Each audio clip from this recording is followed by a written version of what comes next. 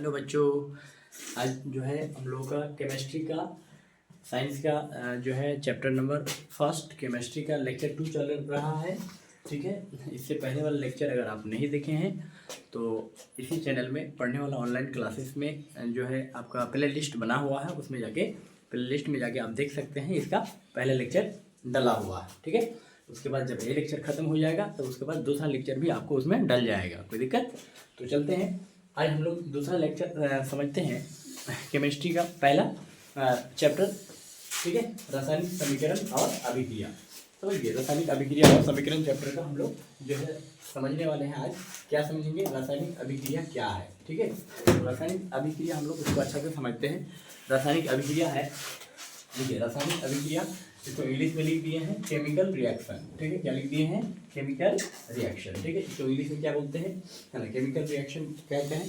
तो हम लोग जो है इसको अच्छा से अभी समझेंगे। ठीक है, देखिए क्या है रासायनिक अभिक्रिया क्या है। यहाँ से क्वेश्चन बनता है कि रासायनिक अभिक्रिया क्या है। ठीक है, तो रासायनिक अभिक्रिया हम लोग जो है इसको अच्छा से समझने वाले हैं। तो रासायनिक अभिक्रिया क्या है, देखिए रासायनिक अभिक्रिया क्या होता है कि जब मतलब कोई पदार्थ है ना आपस में क्या करता है ना, आपस में मिलता है। मिलने के बाद मतलब रिएक्शन, केमिकल रिएक्शन क्या है। ठीक है, जब दो केमिकल आपस में है ना मिलता है, मिलने के बाद कोई नया पदार्थ बनता है, उसी को क्या कहते हैं, केमिकल रिएक्शन कहते हैं, मतलब रासायनिक अभिक्रिया कहते हैं। तो उसी को हम लोग लिखेंगे हिंदी में कि जब एक या एक से अधिक पदार्थ आपस में क्रिया करके एक नए पदार्थ का निर्माण करता है, उसे रासायनिक अभिक्रिया कहते हैं। क्या करते हैं, कहते हैं रासायनिक अभिक्रिया कहते हैं। मतलब केमिकल रिएक्शन मतलब ये हुआ कि जब एक या एक से अधिक केमिकल आपस में मिलकर कोई नए मतलब पदार्थ को फॉर्म करता है, मतलब नए पदार्थ बना लेते हैं, इसे क्या कहते हैं, रासायनिक अभिक्रिया कहते हैं। हम लोग ऐसे भी कह सकते हैं कि जब एक या एक से अधिक पदार्थ मिलकर है ना क्या क्रिया करके या मिलकर एक नए पदार्थ का निर्माण करते हैं, उसे रासायनिक अभिक्रिया कहते हैं। तो चलिए हम लोग इसका उदाहरण देखते हैं। जैसे H2 जब मतलब H2 हाइड्रोजन जब ऑक्सीजन से मिलता है तब क्या बनता है ना, H2O बन जाता है। क्या बन जाता है ना, H2 + O2। ठीक है, हाइड्रोजन ऑक्सीजन से क्या करता है, अभिक्रिया करता है, उसके बाद क्या बनता है, H2O बन जाता है। कोई दिक्कत यहाँ तक, मतलब ये जल बन गया।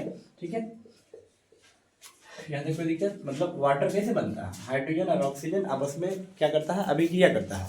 क्या करता है, अभिक्रिया, तब क्या बन जाता है, जल बन जाता है। अब यहाँ पर एक चीज आपको समझना है कि सर यहाँ से जो तीर देख रहे हैं आप, है ना, एरो से पहले वाले जो भी पदार्थ होते हैं इसको अभिकारक कहते हैं। क्या कहते हैं, अभिकारक।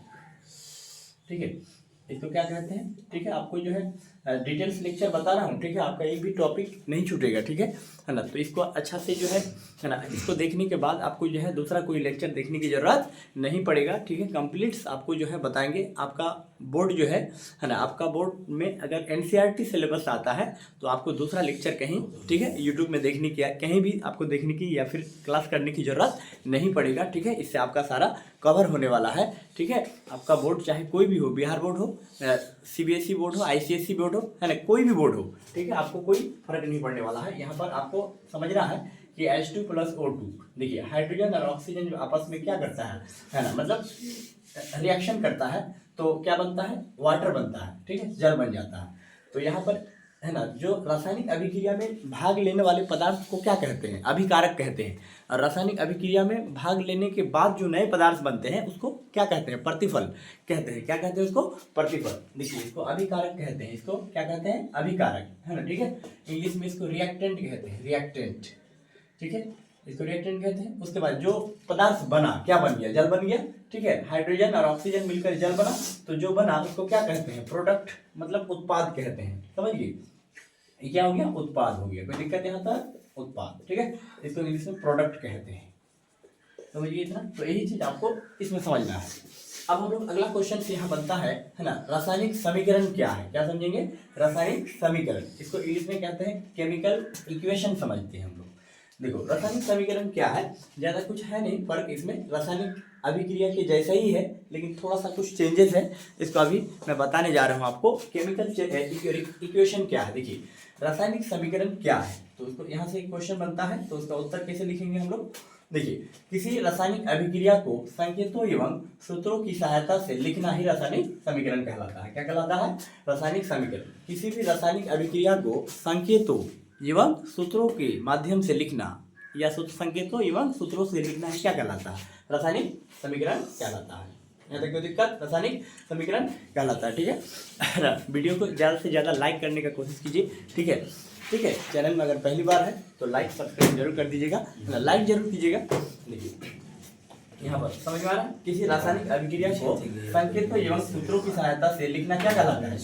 रासायनिक समीकरण कहलाता है। जैसे H2 plus Cl2 gives 2HCl। ठीक है, देखिए हाइड्रोजन और जब क्लोरीन है ना, क्लोरीन के 2 परमाणु है और हाइड्रोजन के 2 परमाणु है, 2 परमाणु है, जब आपस में अभिक्रिया करता है तब क्या बनता है? HCl बनता है, मतलब हाइड्रोक्लोरिक अम्ल।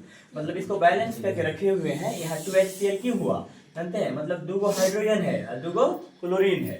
तो देखिए तीर से पहले 2 हाइड्रोजन है ना, ठीक है, और तीर के बाद क्या हाइड्रोजन है? 2 है, मतलब 2 को 2 H से गुना होगा तो 2 हाइड्रोजन हुआ और यही 2 Cl से गुना होता है तो 2 क्लोरीन हुआ।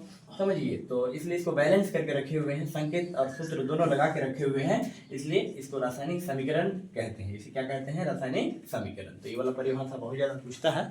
ठीक है, आपको NCERT सिलेबस में है ये, तो इसको पढ़ना बहुत ज़्यादा जरूरी है और कोई भी भारतीय भवन में भी दिया हुआ है।